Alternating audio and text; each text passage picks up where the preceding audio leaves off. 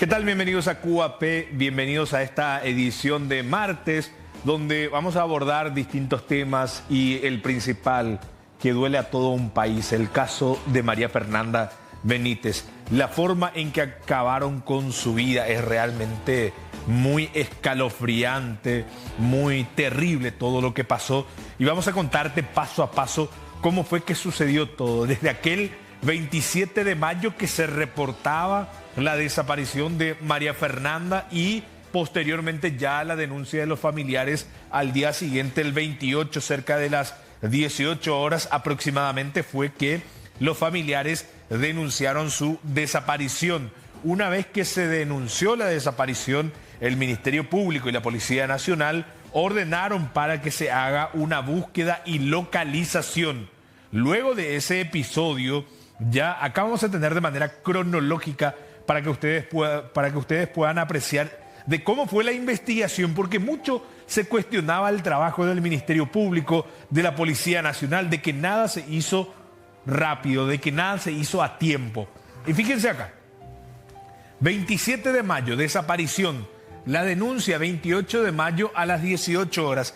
¿Por qué ingresa recién el 28? Porque por protocolo, desde la Policía Nacional y también todas las instituciones agarran una denuncia de desaparición una vez que se cumpla las 24 horas. Es por eso que al día siguiente recién hacen la denuncia, 18:09.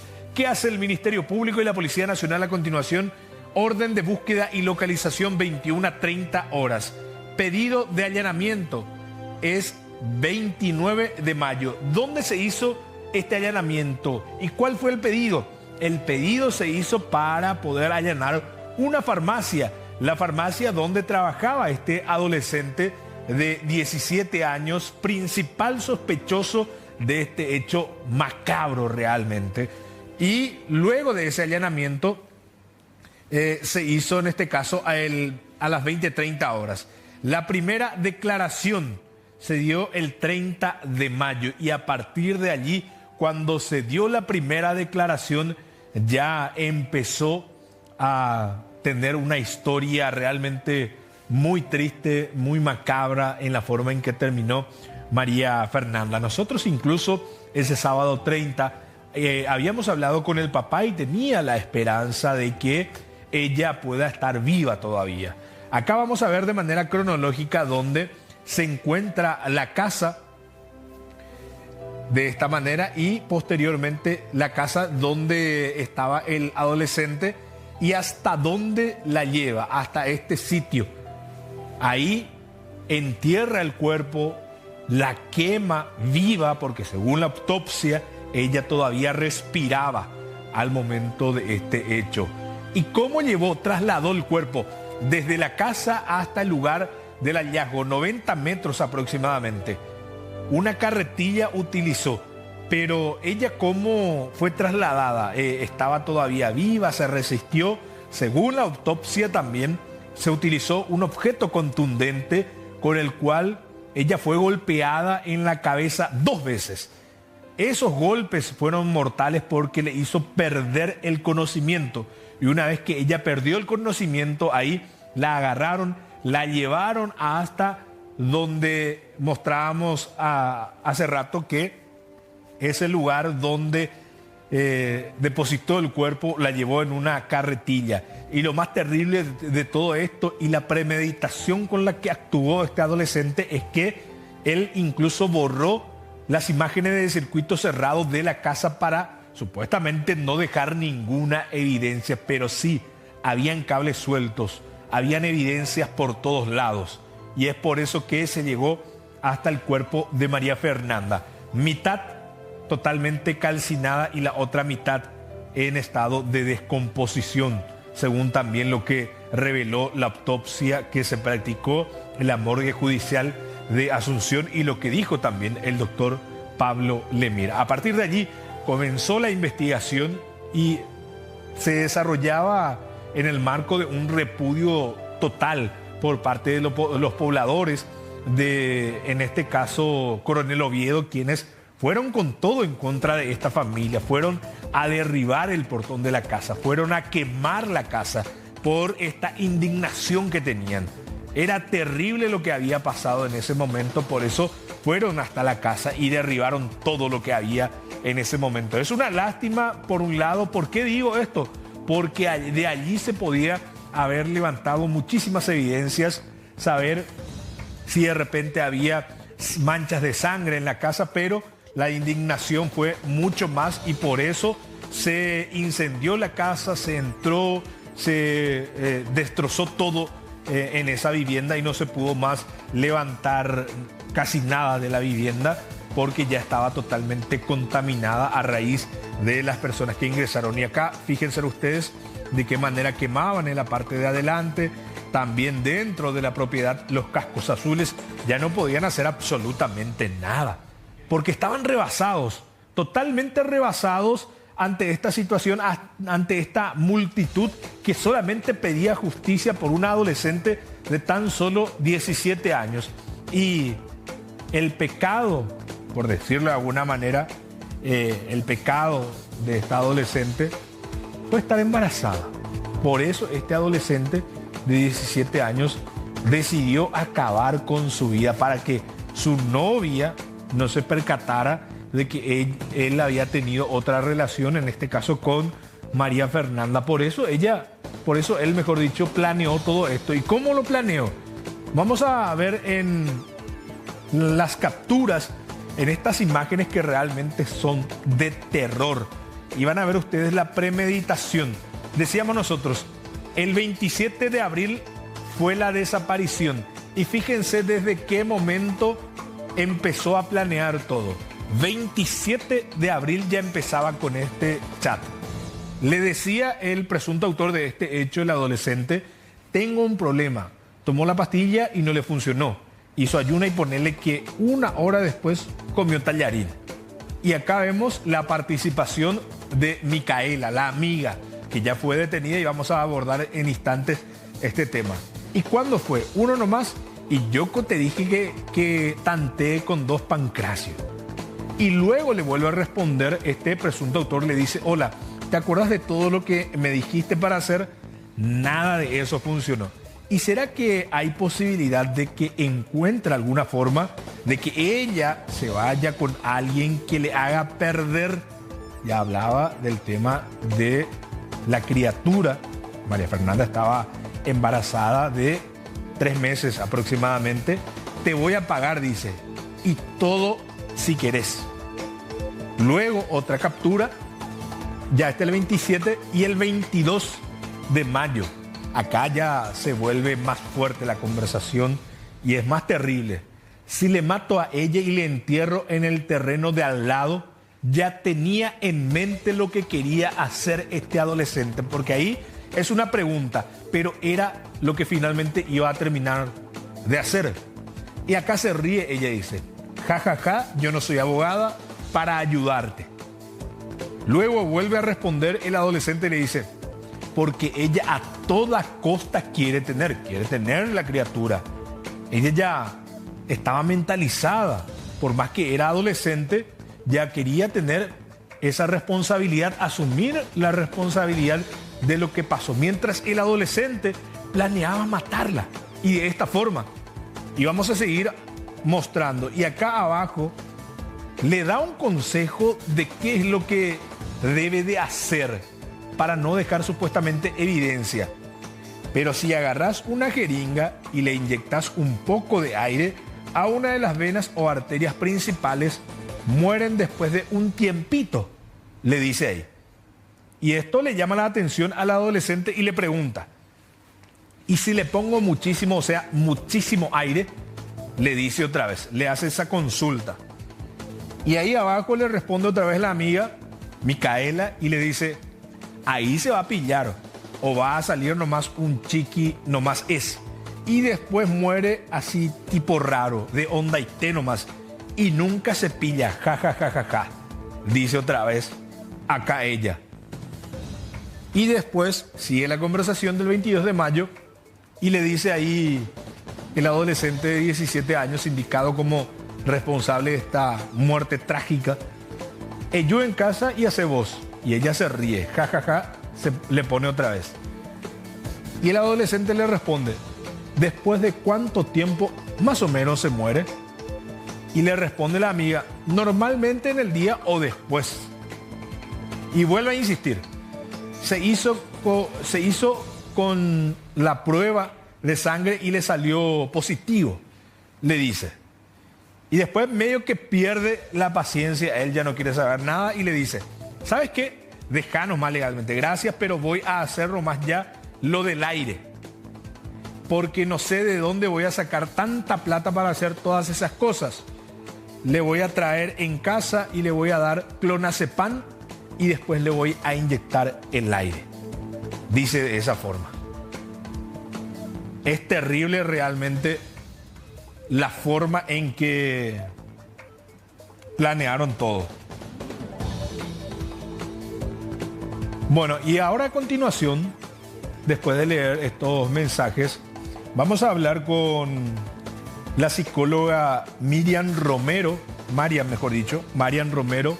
que está con nosotros en contacto vía Zoom, que hizo un posteo que realmente caló muy hondo en la ciudadanía del análisis que ella hizo con respecto a la situación de los adolescentes. Y estamos con ella. Marian, ¿cómo te va? Gracias por atendernos a esta hora de la noche. Un gusto de estar contigo. Buenas noches, muchísimas gracias por la invitación. Sí, realmente tuvo bastante repercusión la reflexión que me puse a escribir anoche después de haberme enterado de estos sucesos. Bueno, ¿podrías comentarnos parte de lo que escribiste en la reflexión para que la gente lo vea también? Ahora muchos están sesgados por la situación, están nerviosos, están tristes y muchos no piensan a analizar de lo que realmente está pasando. ¿Cuál es el análisis tuyo con respecto a esta situación? Entonces hay mucho de qué hablar, ¿verdad? Hay mucho que parar, enfriar un poco nuestra cabeza. Hay una familia que está hoy llorando la pérdida de un adolescente y como yo vengo en las varias entrevistas que me hicieron esta mañana hablando del tema de la desconexión, porque esta es una cadena de desconexiones. No es que un día él amaneció y dijo, bueno, voy a empezar a liquidar gente o a esta chica o en fin, porque hay como análisis muy superficiales de este asunto. Esto es mucho más complejo. En salud mental nosotros nunca hablamos 1 más 1 es 2. Hay muchísimos otros factores que hay que tener en cuenta y en este caso puntual yo enfaticé mucho el tema de la falta de conexión con nuestros adolescentes en la actualidad, en las familias. Un ejemplo claro es que es como que cumple 12, 11 años y ya se le entrega una tablet, un celular y ya para que no me hinche, ¿verdad? Incluso, para que tenga... licenciada, sí, incluso un poco más temprano, 4, 5 años, ya le entregan ese celular, la tablet. Sí, yo estoy queriendo ser un poco generosa, ¿verdad? Pero en realidad desde bebé se le está entregando la tablet y ahí nosotros estamos delante de un daño cerebral en algunos casos irreversibles, porque al no tener contacto con la naturaleza, con las personas, con el agua, con el mundo exterior, ese niño, nosotros le estamos robando la posibilidad de desarrollarse. Y el desarrollo socioemocional es a través del contacto humano, de la conexión humana. Y cuando se le entrega un dispositivo, lo que se hace es pausar ese desarrollo o interferir en ese desarrollo. Y esa es la parte más grave, digo, y lo reitero, y la literatura científica yo repito lo que los estudios dicen. Mucha gente dijo que esta es mi opinión y esta no es mi opinión. Hay literatura científica, base científica de lo que yo estoy argumentando, de que el acceso temprano a las pantallas daña o interfiere en el desarrollo neurológico de la parte prefrontal de nuestro cerebro, que es la que nos permite desarrollar empatía, control de impulsos, tolerancia a la frustración,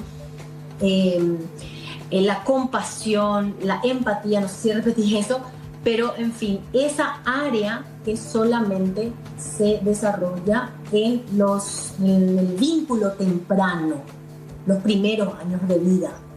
Después ya son refuerzos, después ya vienen los traumas, ¿verdad? Pero trauma va a formar parte de nuestro crecimiento y de nuestra madurez.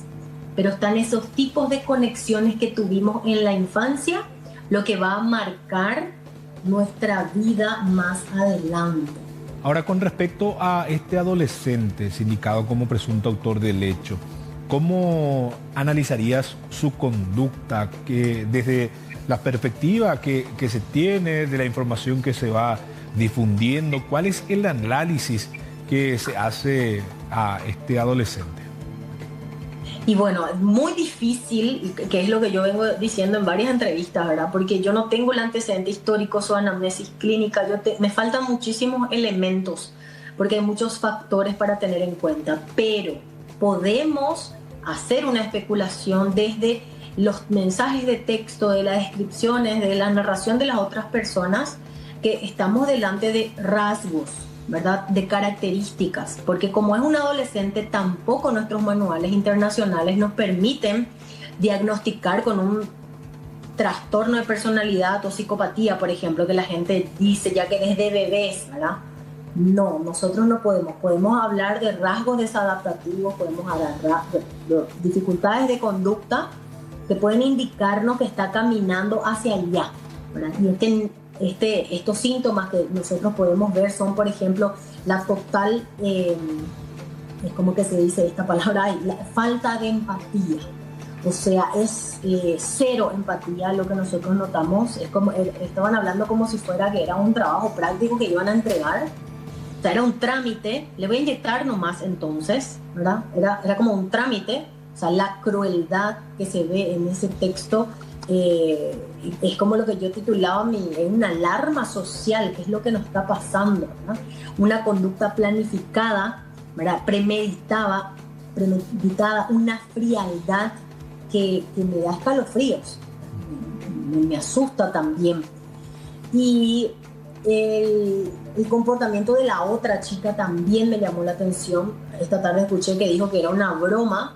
Claro, su mamá argumentaba, ¿sí? Eso, licenciada, decía que supuestamente ella tomaba esta situación como una broma, que ella no es capaz de hacer absolutamente nada, pero sin embargo en los mensajes se ve otra cosa, porque alguien que está bromeando no va a ir a ese extremo de darle un consejo de qué hacer para acabar con la vida de otra persona.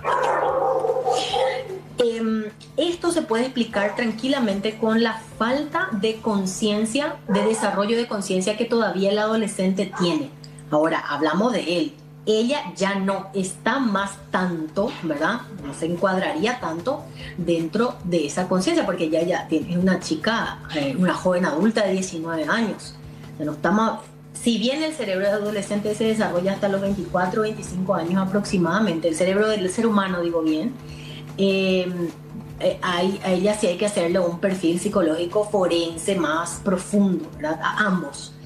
Pero se puede explicar a un adolescente que no tiene conciencia de las consecuencias de las cosas que dice. Y esta es una lección bien importante. Ojalá el Ministerio Público, qué sé yo, nuestro gobierno tome muy en serio y pongan verdaderas consecuencias para este tipo de bromitas, ¿verdad? Porque en otros países un adolescente no lo va a hacer, no va a tocar la alarma de incendios, falsa alarma de incendio por tocarlo nada más, o sea, por bromear, porque entiende y sabe de las consecuencias. Acá en Paraguay a veces somos como una tierra de nadie, como si fuera que no hay leyes. Entonces, yo voy a hacer total, no va a pasar nada. Máximo voy a salir 2 o 3 días en la tele, van a hablar de mí y después lo paré, ¿verdad? Porque el paraguayo tiene memoria corta.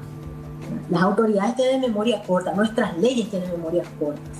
Y esto también alimenta estos comportamientos de los adolescentes, porque para ellos no marca nada. Pero acordate también que nosotros los adultos hablamos así, macanada, dureza, gopea. Entonces, los te venía a propios solucionar. adultos. ¿Cómo? Te venía a solucionar. Sí. Entonces nosotros estamos cosechando el resultado de nuestras propias corrupciones, microcorrupciones diarias. Y hoy todos están saliendo con sus espadas, sus armas, pero ellos son el reflejo de nosotros los adultos. Ay, estos adolescentes que no se crían solos, ellos tienen un modelaje. Ellos aprenden por el modelaje. De algún lado lo habrá aprendido, lo habrá traído, pero hablando también, licenciada, ya hablamos del adolescente, supuesto autor de este hecho, de también la joven de 19 años, la amiga detenida, pero también no hay que dejar de lado de hablar de María Fernanda. Es triste cómo terminó, muy cruel la forma en que asesinaron a esta adolescente, pero del otro lado también para poder tener en cuenta la confianza que uno debe de tener con la hija a la hora de que le cuente qué es lo que está pasando, porque ella no tenía esa confianza suficiente para poder acercarse a sus padres y contarle la situación, sino que ella se fue al encuentro de este adolescente que ya lo planeaba todo. Tal vez si no se iba también en otro momento, pero para entender nada más, licenciada, cómo en este caso se enlaza ese vínculo de confianza con la hija y con el hijo para que te cuente qué es lo que le está pasando. Y vamos a retomar lo primero que yo dije, ¿verdad? Estas son cosas del vínculo temprano, los primeros años de vida. Si nosotros no revemos nuestra educación, la crianza paraguaya es una crianza bastante violenta y bastante agresiva, en tanto con palabras, con silencios, con actitudes. Si nosotros esperamos que nuestras hijas tengan confianza en nosotras, las mamás, necesitamos construir puentes. No es que ella de la noche a la mañana va a confiar en mí. Y eso se construye desde aquel momento en que se cayó, se derramó un agua ahí y le tratamos súper mal y le dijimos, no servís para nada, sos una inútil, siempre luego haces las cosas mal. Y por supuesto que cuando ella considere en algún momento de su vida que está cometiendo un error, no va a querer contar. Porque no lo estoy diciendo específicamente por ella, claro, sino por muchas de nosotras. Yo soy mujer, fui una adolescente y recuerdo perfectamente que habían cosas que no podía hablar con mi mamá por una cuestión cultural, ¿verdad? Y muchas tenemos este tema de los tabúes también. Yo tengo mujeres en el consultorio porque nosotros hablamos de cuestiones hormonales y todo eso, para identificar cuestiones emocionales también, y que no saben leer su ciclo menstrual, por ejemplo. Y eso es tarea de mamá. Mamá me tiene que enseñar mi función como mujer es enseñarle a mi hija fase ovulatoria, fase lútea, fase menstrual, fase premenstrual. Las mujeres no conocen su ciclo menstrual, ni con mucho menos le van a poder enseñar a sus hijas. Y esto se construye desde la infancia. Y desde que a mí me interese también leer un poco sobre el desarrollo infantil. Porque es realmente un tema para abordarlo de manera integral, no solamente quedarse en el hecho ocurrido que ya se habló, se sigue hablando y se va a seguir hablando de manera larga y tendida, pero en este caso hay que tomar en cuenta estas situaciones que están pasando dentro de la casa para que no vuelva a ocurrir algo similar. Con el adolescente también, porque tal vez él no tuvo también esa conversación con su papá, este presunto autor, no tuvo conversación con su papá, no le controlaban también el celular, porque hasta que cumpla los 18 años y cuando siga, famoso que te dicen, hasta que te vayas de la casa, seguís acá rigiéndote por lo que yo diga y vas a hacer lo que yo diga.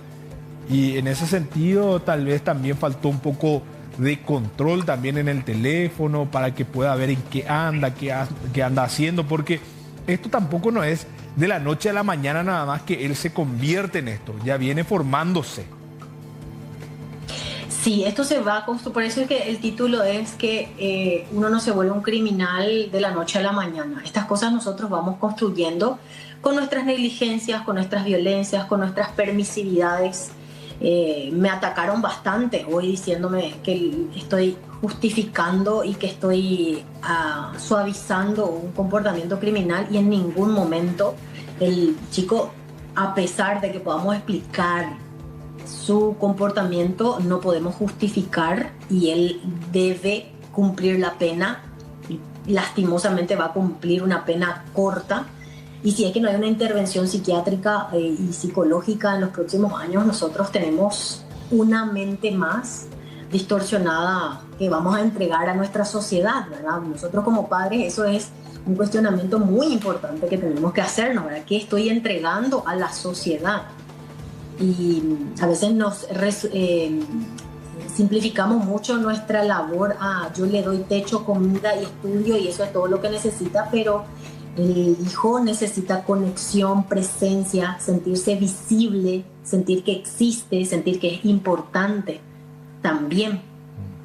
No solamente el tema de hablarse un ratito, sino que sentarse y hablar seriamente, dejar de lado el celular, porque muchas veces lo que pasa es, se sienta uno a hablar con su hijo o su hija, tiene en mano el celular, pero finalmente no es una conversación, sino que son palabras sueltas que van ahí, no sabes si es la respuesta que necesitabas, no sabes si es lo que él quería escuchar, termina nada más ahí en la nada, son palabras sueltas que no tienen una resolución y la debida atención. Uh-huh. Sí,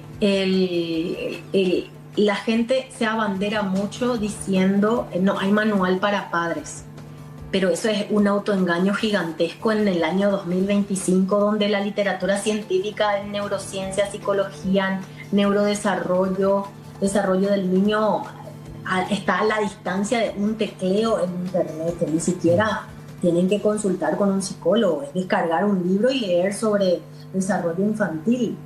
Y por eso yo invitaba a nuestra sociedad a empezar a replantearse sus métodos y empezar a leer un poquito para educar con ciencia, ¿verdad? Y ahí también apelar un poco a nuestro gobierno, a las políticas públicas para que nuestra gente del interior, las personas que no tienen un acceso más directo a estas informaciones, puedan recibir capacitación en sus centros de salud, que exista más presupuesto para educadores en salud mental y realmente tomar estas cosas con la seriedad que se merece. Totalmente, licenciada. Por último, hay muchísimos mensajes, padres que están opinando a esta hora de la noche y apelando a tu buena predisposición, un mensaje que le puedas dejar a los padres con relación a los hijos, qué es lo que ya hablamos largo y tendido, pero haciendo un resumen para que pueda quedar claro ese mensaje para los padres. Bueno, yo hoy hice una recomendación que creo que es la que vengo haciendo hace muchos años, que es guardemos las cosas de afuera y del trabajo y abramos tiempo para estar con nuestros hijos. Apaguemos nuestros celulares, compremos una cajita, cuando llegamos en casa pongamos en esa cajita, asociemos el celular solo con trabajo, no con descanso. La gente usa mucho para descansar, ¿verdad? Pero un falso descanso, porque el cerebro se sobreestimula, al final jamás descansa. Y siéntense a hablar con sus hijos, sentémonos a mirarnos las caras otra vez, volvamos a la mesa, a salir, a hacer un campamento, a hacer un paseíto. No hace falta tener plata para conectar con nuestros hijos, y seamos humildes y bajemos nuestras defensas y preguntémosles, yo me estoy equivocando, ¿qué falta para que confíes en mí, para que te conectes conmigo? Porque realmente no hay ni un solo padre. Todos pueden estar re equivocados en sus métodos, pero ninguno tiene la intención directa de dañar a su hijo. Quizá no tiene herramientas, pero hay algo que sí, que es el lenguaje del amor, que sí les va a conectar. Entonces ese es mi apelo a nuestra sociedad paraguaya, que volvamos a la conexión real, del ojo a ojo, ¿verdad? Escúchame con tus ojos. Totalmente. Licenciada, muy agradecido de que hayas estado con nosotros aquí en el programa, de los consejos y la recomendación para los padres, para que le den una mirada integral, no solamente centrarse y decirle a los hijos, mira lo que pasó con María Fernanda, mira lo que hizo este joven, sino que hablarlo un poco más integral, más de todo un poco, no solamente quedarse con lo que se hizo, con lo que pasó, sino que también ver qué está pasando también un poco más atrás. Tal vez ese sería el mensaje final también, licenciada. Sí, sí, y escuchemos a nuestros adolescentes. Ellos están construyendo sus críticas, sus pensamientos, y es muy, muy bueno que podamos escucharles para conectarnos. Gracias, licenciada, muy amable. Muchas gracias a ustedes también. La licenciada Marian Romero hablando con nosotros, ella es psicóloga, hizo un posteo realmente muy fuerte a través de las redes y quisimos también escuchar su opinión para que ustedes puedan tener en cuenta cómo actuar ante una situación que de repente el adolescente esté pasando por un momento en donde no quiera hablar, no quiera compartir sus pensamientos, estar un poco más atento a los hijos, porque bien decía, esto no pasa de la noche a la mañana, él no se convirtió de la noche a la mañana en un criminal, y eso que no lo estamos defendiendo, es atroz, es terrible, es abominable todo lo que hizo, pero hay que verlo de manera completa, qué fue lo que pasó, en qué estamos fallando, para poder de esa manera reencauzar y que nuestros adolescentes no terminen en esto, así como María Fernanda y así también como este adolescente de 17 años. Si bien hizo todo mal, hizo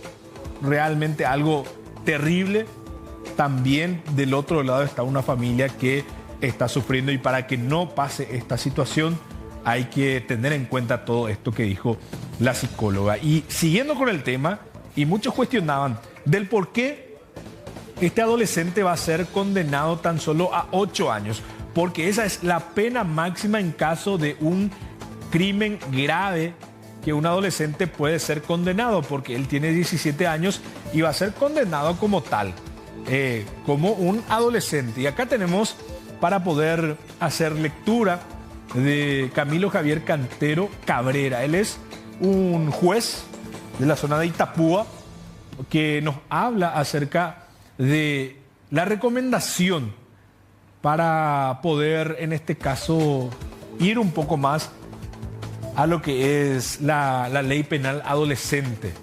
Adolescencia, muerte y el derecho a la vida, dice. Y escuchen bien, y quiero que presten atención porque le vamos a dar lectura. Esta también es su postura de acuerdo a lo que es la ley adolescente. Lo sucedido en Coronel Oviedo ha dejado al Paraguay entero conmocionado. Una adolescente embarazada brutalmente asesinada, y el principal sospechoso es su pareja, también adolescente. Y dice más abajo, la noticia desgarra no solo por su dramatismo, sino por las múltiples capas de vulnerabilidad que nos enfrenta. Madre adolescente, un niño por nacer y el sistema jurídico que, por imperio de la ley, solo puede juzgar al presunto autor bajo los parámetros del régimen penal juvenil. ¿Qué quiere decir esto? Que solamente hasta 8 años. El Código de la Niñez y la Adolescencia establece que aún ante hechos gravísimos, un adolescente no puede ser privado de libertad por más de 8 años, lo que veníamos diciendo. Esta disposición, que responde a la doctrina de la protección integral, uno de cuyos principios transversales es del interés superior del niño, es un pilar garantista que ha protegido a generaciones de adolescentes del castigo desproporcionado. Más abajo dice, sin embargo, este caso interpela profundamente a la conciencia jurídica nacional. Y acá plantea, ¿puede esa previsión legal mantenerse incólume cuando el hecho afecta de manera tan contundente al derecho a la vida, bien jurídico supremo consagrado por el artículo 4 de la Constitución Nacional? Pregunta. No se trata de clamar venganza ni de pedir castigos ejemplares. Se trata de hacer un ejercicio constitucional de ponderación. Dice más abajo, seguimos, la víctima no solo era una adolescente, sino también una madre gestante de 4 meses con un embarazo ya avanzado y con un feto anatómicamente formado. Más abajo dice, desde nuestra Carta Magna la vida es tutelada desde la concepción, no es una concesión ideológica, es un mandato normativo que vincula a todos los poderes del Estado. Por eso, este hecho no es un simple homicidio juvenil, es una tragedia doble, dice. Y vamos más abajo. El derecho penal, incluido el juvenil, no puede ser insaciable a la naturaleza plural del bien jurídico lesionado. ¿Estamos frente a un solo homicidio o a dos? ¿Debe el marco de reeducación social aplicarse de forma automática sin valorar la gravedad y excepcionalidad del caso? Hace la pregunta y contesta nuevamente. No se pretende igualar la respuesta penal de un adulto y un adolescente, pero sí es necesario abrir un espacio de reflexión jurídica sobre los límites del sistema vigente ante casos extremos, como el caso que es de María Fernanda. El ideal reeducativo no puede convertirse en un refugio de impunidad cuando lo que se ha destruido es una vida gestante y la otra en desarrollo. El Estado tiene no solo la posibilidad, sino la obligación de ofrecer medidas excepcionales de privación de libertad dentro del marco legal con alta especialización, seguimiento psicológico intensivo y garantías de no repetición. Y dice, este caso también abre una puerta a una discusión más amplia. Es hora de repensar el techo máximo de 8 años para ciertos hechos cometidos por adolescentes. ¿Cómo lograr un equilibrio entre la reeducación del infractor y la justa protección de los derechos de las víctimas? Paraguay no puede ser indiferente. La muerte de esta joven madre y su hijo por nacer deben convertirse en un punto de inflexión, no para castigar con mayor severidad sin sentido, sino para exigir que el derecho a la vida no sea una cláusula retórica en nuestra Constitución. La justicia, cuando duele, también debe pensar. ¿Qué quiere decir todo esto que estuvimos leyendo del juez de la zona de Itapúa, especialista también en el fuero de la niñez? Es que él invita a reflexionar de si vale la pena todavía tener esa pena máxima de 8 años. Se debe de ampliar esto en casos extremos, de extrema violencia, como el caso que nos compete, que es muy atroz la forma en la premeditación, la alevosía y también la muerte de ella y su pequeño hijo que estaba por nacer 4 meses. Es un hecho bastante grave y seguramente van a plantear algo para poder hacer y reencauzar lo que está en este caso como pena máxima de 8 años en casos extremos para poder ampliar esa situación. Es realmente para pensar y es realmente para poder hacer, como dice el juez, un punto de inflexión en todo, en la ley penal, también en lo jurídico, el Estado que debe de poner también una protección integral para los adolescentes y desde la casa tratar de hablar más con los hijos para que no vuelva a ocurrir una situación similar. Bueno, vamos a ir ahora a continuación, ya que estamos hablando de adolescentes, y vamos a hablar de los crímenes cometidos por adolescentes. Y en este caso, que fue un hecho que llamó la atención y que fue en este caso uno de los principales y uno de los impulsores de la adolescencia que cometió un crimen de esta manera, de esta naturaleza. Él es Alfredo Manuel Eliseche Zayas. Amés se lo conocía, porque en ese momento también no se podía mencionar el nombre de un adolescente. Mató a una madre y sus 2 hijos. Tenía 14 años cuando mató a una madre y sus 2 hijos por venganza. ¿Por qué? Porque a él le despidieron, estaba trabajando como criado. Ocurrió el 4 de junio de 1993 en una vivienda ubicada en Gaudioso Núñez, 820, casi Cerro Corá de Asunción. Fue condenado a 15 años fue condenado él. Pero cumplió solo 12. Sí, 12 años finalmente fue lo que él estuvo preso. El 23 de enero de 2015 falleció asesinado en Cambreta. Se habla de un ajuste de cuenta que la familia afectada lo mandó a asesinar. Supuestamente se habla de situación. Y mañana se cumple 32 años de este terrible episodio. El 4 de junio de 1993 ocurrió este asesinato triple en la zona ya mencionada. A continuación, este caso también que conmocionó muchísimo a la sociedad, a la población, que este joven, este adolescente apuñaló a su profesora en plena clase, profesora y directora, adolescente de 16 años que mató a puñaladas a su directora Sofía Rodríguez de Cristaldo, de 44 años, en plena clase. Él se levantó, le propinó varias estocadas y posteriormente él huyó a bordo de una motocicleta. Luego de una larga persecución lo lograron detener y en la mochila tenía los cuchillos que había utilizado, 2 específicamente. Ocurrió en el Colegio San Gervasio de Independencia y fue condenado a 8 años de prisión. Muchos también cuestionaban si él debía ser condenado tan solo 8 años. Otro caso, y lo más reciente, es el caso del delivery asesinado por un adolescente. El adolescente Miguelito Queloqué.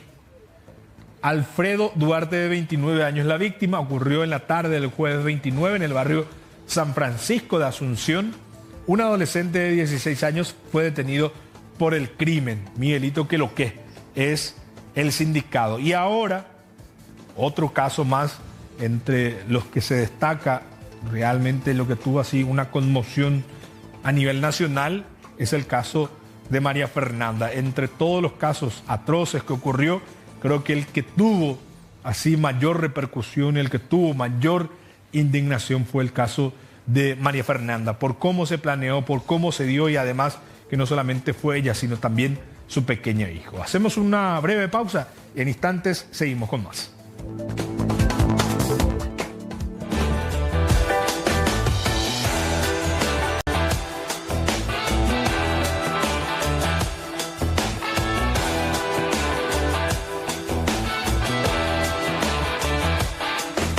Aquí en Cuapé y vamos a hablar acerca de un accidente que ocurrió el domingo a la mañana, pero que hoy se dieron a conocer las imágenes del circuito cerrado. Fue realmente un accidente muy impactante y que involucró a un agente de la Policía Nacional. Y fíjense en estas imágenes.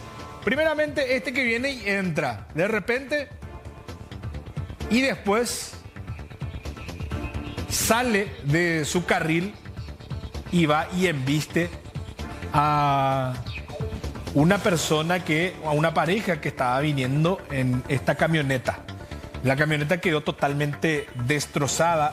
Ahí estaba, en este caso, Adrián y Fermina. Ambas personas resultaron con lesiones. También un pequeño que estaba en ese momento dentro del vehículo. Pero quiero que presten atención a esto. El policía dio positivo al alcotés, a la máquina de alcotés. Dio positivo y hasta ahora no se hace responsable. Ahí vamos a ver el momento en que le hacían la prueba. Vamos a escuchar un poquito.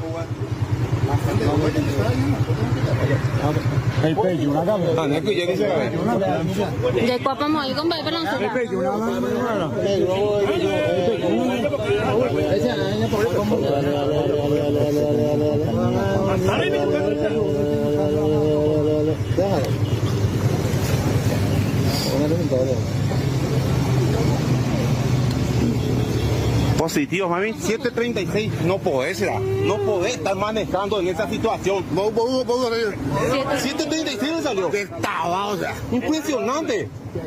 ¿A cuántas familias le está peleando así será?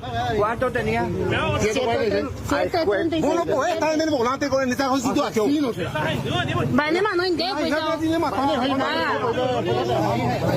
Tenés que ser responsables, amigo. Tranquilo, no va. Responsable para estar manejando.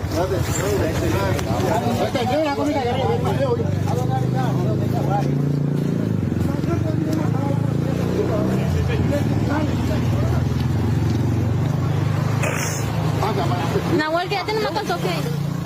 Ahí nomás quédate con Sofía. 7:36 le dio el alcotés. No les mentí cuando le digo un bocapumo a la maquinita de la alcoholemia. Realmente es algo muy, pero muy alto. Y conste que estaba viniendo él por la ruta Luque-Samber. Y por la ruta Luque-Samber, vos pasabas un control de la caminera. Después tenés la comisaría 29 Tarumandú. No hacen, ¿verdad?, ellos alcotés, pero por lo menos ya algo podrían haber hecho. Eran tempranas horas del domingo cuando este policía iba manejando en estado etílico y que casi acabó con la vida de una familia. Su nombre, Wilson Andrés Otto Álvarez. Hasta ahora él no se presentó para ponerse a disposición de la familia.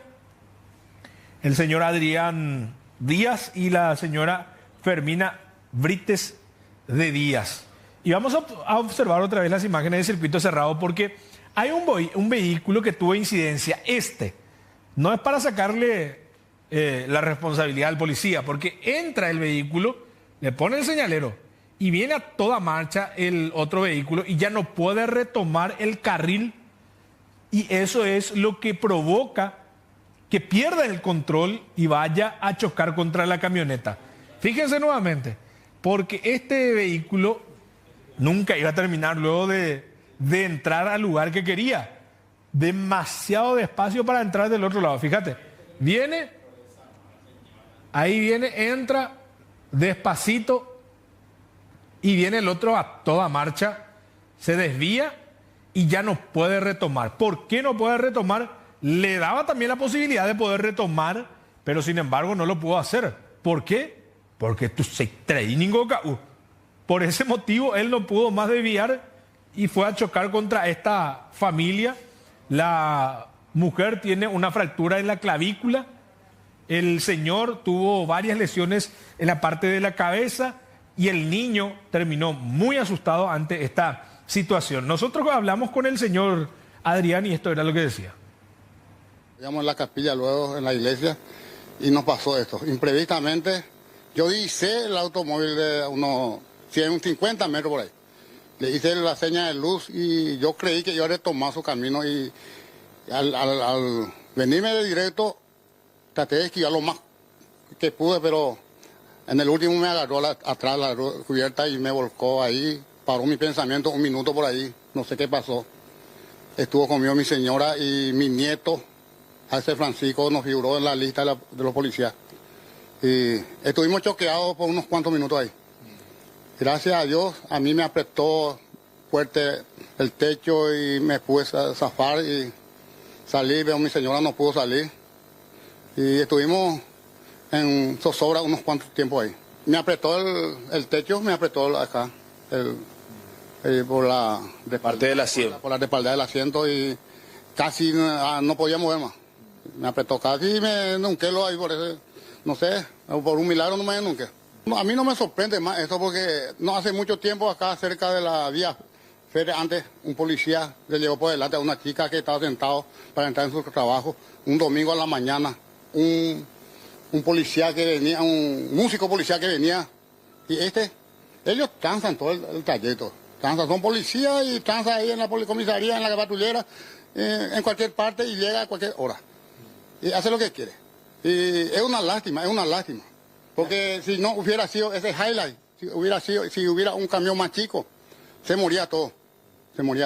Ese highlight es un modelo viejo, pero resistente. Hasta el momento ni su nariz, ni una llamada, ni una parte. ninguna parte. Y yo mi medio de transporte es el único que tengo ese. Tengo que asistir a mi familia, aquí para allá mi mamá está en cama, tengo que asistirle con medicamentos y ahora me quedo a pie. Y yo le pido al señor Wilson, al policía, que se comunique con nosotros, con mi abogado, y para que podamos hacer algo, porque yo necesito mi móvil y necesito para seguir manteniéndome. Wilson Otto, ponete las pilas y anda a hablar con esta familia que necesita. Uniformado, con 15 años de trayectoria, ni en grande carrera. Accidentes ocurren, pero las responsabilidades hay que asumirlas. Y te espera la familia. Eso fue lo que dijo el señor Adrián Díaz, para que puedan arreglar esta situación que pasó. Bueno, a continuación vamos a hablar acerca de un violento desalojo que ocurrió en la zona de Maracaná. Fíjense de qué manera ocurría este desalojo de aproximadamente 230 familias en el asentamiento San Miguel, en la zona sur de Maracaná, Canindeyú. Las familias que vivían allí desde hace más de 9 años habían sido notificadas previamente para abandonar el lugar. Durante el desalojo, un suboficial de las Fuerzas Operacionales Policiales Especiales FOPE, identificado como Giselle Pérez, resultó herido en el rostro con disparos y fue hospitalizado en Curuguatí. La policía confirmó que la acción fue resistida. 9 años estando en esta propiedad, vino el desalojo y de esta manera, la andaja éramos en la propiedad o si desalojo con agente en cualquier momento. Porque si tiene título de propiedad, le pertenece a alguien y la propiedad privada se tiene que respetar, a pesar de que muchos dicen ya está Mangola y no, es su propiedad. Y si no le corresponde, lastimosamente se actúa de esta forma y se desaloja a las personas que están de manera irregular. Bueno, muchas gracias a todos por acompañarnos. El viernes vamos a volver aquí en QAP con mucha más de informaciones policiales. Gracias a todos.